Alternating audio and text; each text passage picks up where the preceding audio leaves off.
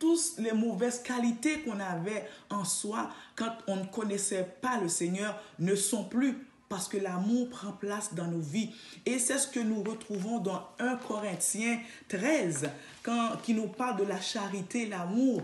Quand nous lisons 1 Corinthiens 13, le verset 4 nous dit que la charité est patiente, elle est pleine de bonté. La charité n'est point envieuse, la charité ne se vante point, elle ne s'enfle point d'orgueil, elle ne fait rien de malhonnête, elle ne cherche point son intérêt, elle ne s'irrite point, elle ne soupçonne point le mal, elle ne se réjouit point de l'injustice, mais elle se réjouit de la vérité, elle excuse tout, elle croit tout, elle espère tout, elle supporte tout. L'amour agapé, c'est quelque chose d'extraordinaire, bien-aimé. Donc c'est pour ça que, en tant qu'enfant de Dieu, on doit avoir cet amour en soi. Et si quelqu'un n'a pas cet amour, vous n'êtes pas un enfant de Dieu.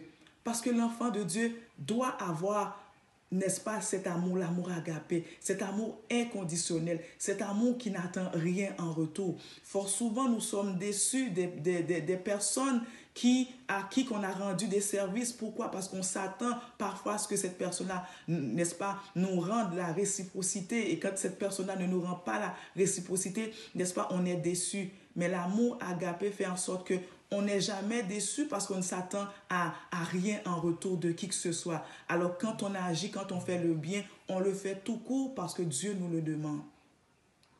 Nous sommes créés à l'image de Dieu. Donc, nous devons avoir cet amour en soi. Comment que je pourrais vous dire, comme quoi que quand on a l'amour agapé, on est tout prêt à pardonner. On n'est pas quelqu'un qui est envieux, on n'est pas irritable, on est prêt à pardonner. Parce que Dieu nous le demande. Vous allez me dire, oui, mais écoute, pasteur Guétude, cette personne-là m'a fait quelque chose de tellement mal et puis ça m'a fait tellement mal, j'ai beaucoup souffert. Oui, je vous comprends. Mais à travers cet amour qui est en vous, vous allez puiser la force qui vient de Dieu pour vous permettre de pardonner à cette personne. L'amour agapé fait en sorte que vous aimez partager. L'amour agapé fait en sorte que, n'est-ce pas, vous êtes toujours prête à aider les autres. L'amour agapé fait en sorte que on est là pour soutenir nos frères et sœurs. On n'est pas là pour les écraser. N'est-ce pas? Quand personne vit une situation qui est difficile, on n'est pas là, n'est-ce pas, pour en finir avec cette personne. Mais on est là pour l'encourager.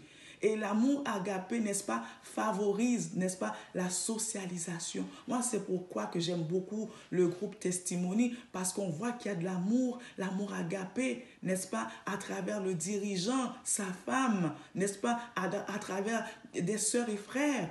Pourquoi? Parce que quand on se rencontre, il y a beaucoup d'amour qui se dégage. Parce qu'à travers les relations, on apprend à se connaître mieux, on apprend à s'aimer et puis on prie les uns pour les autres.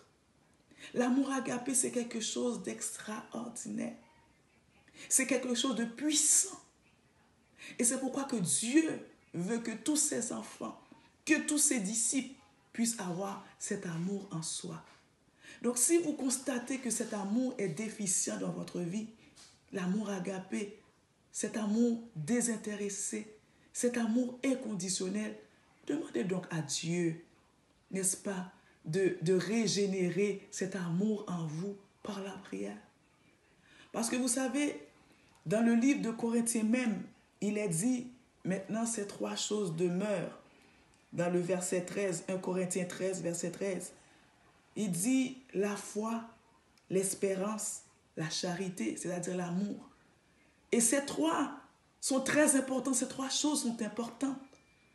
Mais la Bible nous dit que de ces trois, la plus grande, c'est la charité, l'amour. Donc on peut faire tout ce qu'on peut bien vouloir faire.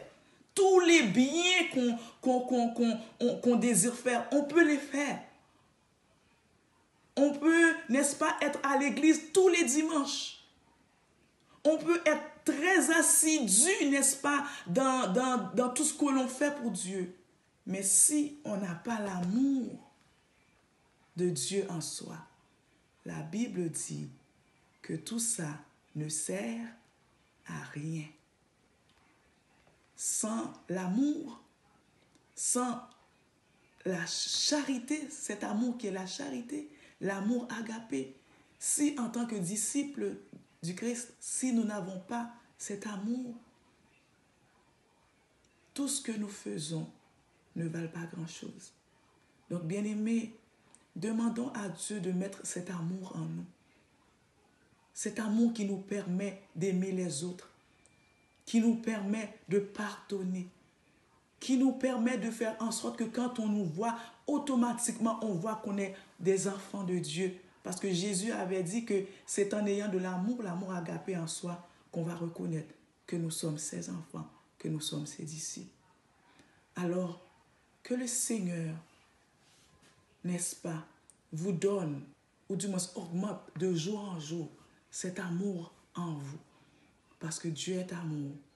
Et il faut que ses enfants puissent avoir l'amour que Dieu lui-même possède en lui, l'amour agapé.